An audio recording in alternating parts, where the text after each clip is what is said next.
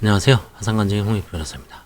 이번 시간에는 채권자 목록에서 누락돼서 후에 면책을 받고도 채권자 채무자 간의 다툼이 되는 분쟁 사건입니다. 2021년 4월 7일 서부지방법원에서 서울 서부에서 판결 청구를 했습니다. 요즘은 이제 법원도 서울이면 서울 서부 해야죠. 정확하게. 옛날엔 서부가 서울에만 있었는데 지금은 대구에도 서부지방법원이 있고 부산에도 아마 있는 것 같아요. 동부도 있고 동부, 서부. 동부 지역은 이제 해운대 쪽에 있고 서부도 있죠. 그래서 앞으로는 이제 서울은 이제 동서남북이 있죠. 중앙이 있고. 한번 보겠습니다. 청구이 판결이네요. 청구이라는 건 채권자가 뭔가 강제 집행을 하니까 채무자가 저 면책받았습니다. 라고 이제 들이민 거죠. 그러니까 파산 선고 전에 채권이다. 그럼 결국 이제 파산, 고의로 누락됐냐, 아니냐, 이걸 이제 갖고 공방을 벌이는 거죠. 피고의 원고에 대한 서울 서부지방법원 2019 차전. 차전이라는 건 지급명령이죠. 14868. 그렇죠. 지급명령에 의한 강제집행을 불허한다. 이게 청구이의 전형적인 주모입니다. 판결에 의한 강제집행을 불허한다. 약속원 공정증색에 의한 강제집행을 불허한다. 이런 식으로 씁니다. 피고의 원고에 대한 청구 권한을 씁니다. 서울 법무법인 1986년 공증 매토 지급명령 약속원 공정증색에 의한 강제집행을 불허한다. 이 판결이 확정될 때까지 제1항기제 지급명령 정본에 의한 기초한 강제집행을 정지해야 합니다. 강제집행을 불허하고 정지하고 이런 잠정 처분까지 해야 되죠. 소송비용은 피고가 부담한다. 제2항은 가집행할 수 있다. 청구 취지. 중소기업은행은 2014년 4월 25일 주식회사 C회사에 50만 달러를 연체율 15%로 정하여 대출하였고, 원고는 C의 위 대출 채무에 아마 C가 무슨 오너 아니면 대표이사였겠죠. 연대부정하였습니다. 50만 불 대출에 대해서. 이 대출금 채권은 D 요한회사를 거쳐 지금 현재 E 주식회사로 양도된 겁니다. E는 마지막 양도받은 E는 C 이제 회사죠. 회사 및 원고를 상대로 이 사건 채권이 지급을 구하는 지급명령을 신청하여 이제 지급명령 차전이죠. 사건 번호가 2019년 3월 1일 원고와 C는 연대하여 이에 1억 원 및 이에 대한 10원 지원 손해금을 지급한 지급명령을 받았다. 지급명령에 대한 이해해봐야 소용없으니까 확정됐습니다. 지급명령은 3월 30일 2019년 시점이 중요합니다. 3월 30일 확정되었습니다. 피고는 2로부터 이 사건 채권을 또 양수받고 2020년 5월 26일 승계 집행을 받았습니다. 그 사이에 이제 승계되는 중에 원고는 2019년 3월 30일 날 이제 확정됐죠. 5월 26일 날 이듬해 승계 집행을 받았습니다. 원고는 2019년 3월 20일 대전지방법원 파산 면책 신청을 하여. 그러니까 여기서 이제 미스가 난 게 뭐냐면 늘 강조하는 거지만 소송 조회를 안 한 거예요.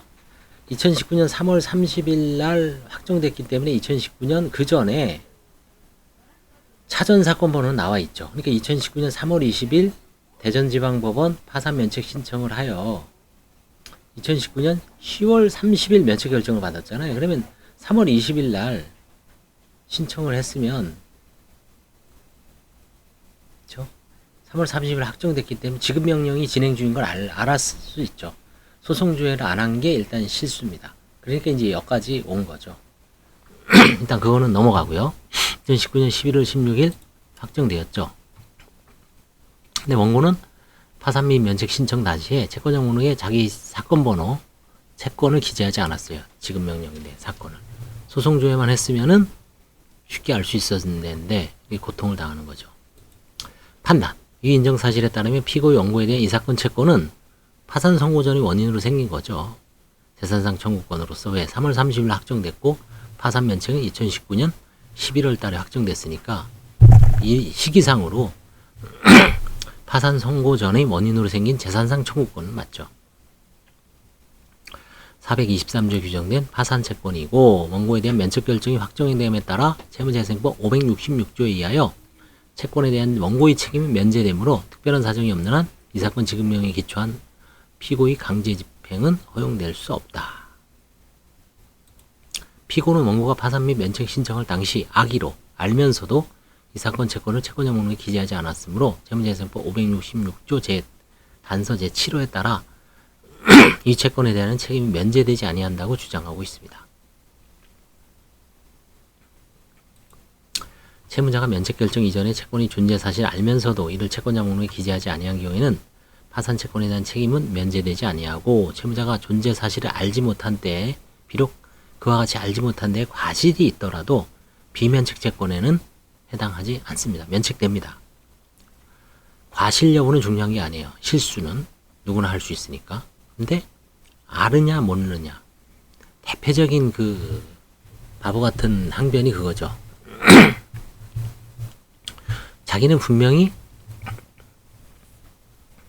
알고 있었고 법무사 사무실에다가 알려줬다. 알고 있었던 얘기죠. 근데 법무사 사무실이 과실로, 실수로 기재하지 않았어요. 그럼 법무사 사무실 상대로 소송을 해야죠. 그렇죠? 입증을 해서. 법무사 사무실에 만약에 뭐 이메일 같은 걸 줬어요. 근데 그때 분명히 내가 국민은행 채권이 3천만 원 있다라고 메모를 해놨어요. 목록에. 아니면 그래서 이런 것도 이제 시비가 붙어요. 나중에 일을 잘해주고도 나중에 결국 변호사나 법무사 사무실 공격할 수가 있죠. 그래서 이거는 반드시 채권자 목록은 직원들이 작성하게 한, 직원들이 나중에 최종적으로 타이핑을 쳐서 하지만 반드시 초안은 채무자가 작성하게 합니다. 그리고 거기다 사인을 받는 사무실도 있어요. 이 외에는 더 이상 나는 너한테 채권자 3명으로 고지했다. 그래서 3명으로 알고 변호사 사무실에서, 법무사 사무실에서 열심히 면책 신청을 해서 면책을 해줬더니 나중에 뭐 뜰렁 하나 더 날아왔어요. 그럼 결국은 사람 심리가 탓하고 싶죠. 하소연하고 싶죠. 자기 실수 생각 안 하고. 그때 이제 그 근거가 되는 거죠. 그 사인 같은 거, 아니면 그때 그 목록 거기다가 반드시 자필을 쓰게 합니다. 왜? 이걸 그냥 일방적으로 이 사람 얘기를 듣고 하다가 직원이 진짜 실수해서 빼질 수도 있으니까 반드시 그 채권자 목록은 협업 작업을 하게 합니다.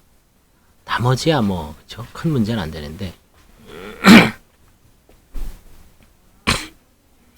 그래서 아느냐 모르냐는 반드시 채무자를 기준으로 합니다. 을제 4호증이 각기재하면 원고가 직접 2019년 3월 15일 이 사건 지급명령이 정보를 송담받는 사실을 인정할 수 있죠. 그러나 아래에서 3월 30일 확정됐고요. 이와 같은 사실만은 원고가 악의로 이 사건 채권의 존재를 알면서도 이를 채권자목록에 기재하지 않았다고 보기 어렵고 달리 이를 정할 증거가 없다. 오히려 갑제 4호증, 을제 1호증 내 3.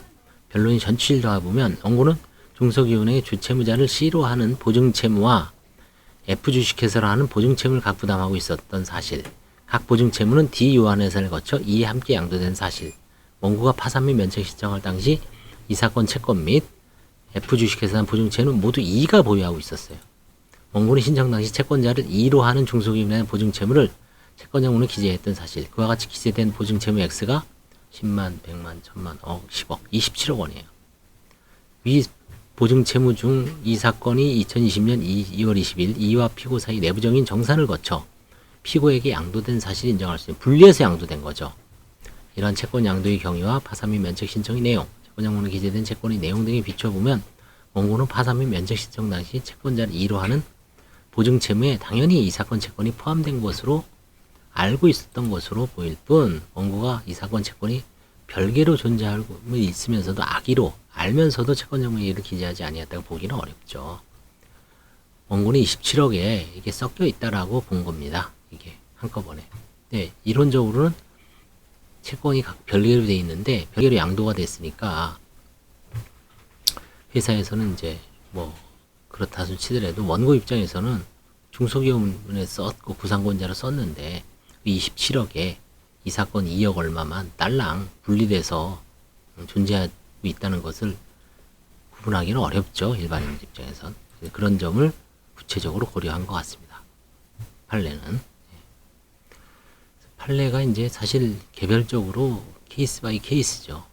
어떤 때는 원고가 이기고 어떤 때는 원고가 좀 억울해도 지는 경우도 있고요. 그렇죠? 모든 사정 결국 판사를 잘 설득을 해야 되죠.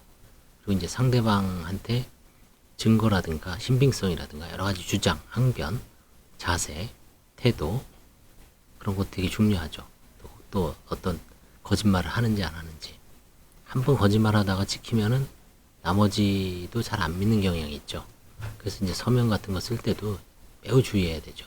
반드시 확인을 해서 대충 쓰다가 뭔가 상대방한테 하나 책 잡히면은, 그쵸? 물고 늘어지면, 그 다음 계속 물고 늘어진 거를 아무래도 사람이 심리하다 보면 거짓 같기도 하고, 그쵸? 한번 거짓말 치면은. 이런 판례도 있다는 거, 청구 이의 판결입니다. 감사합니다.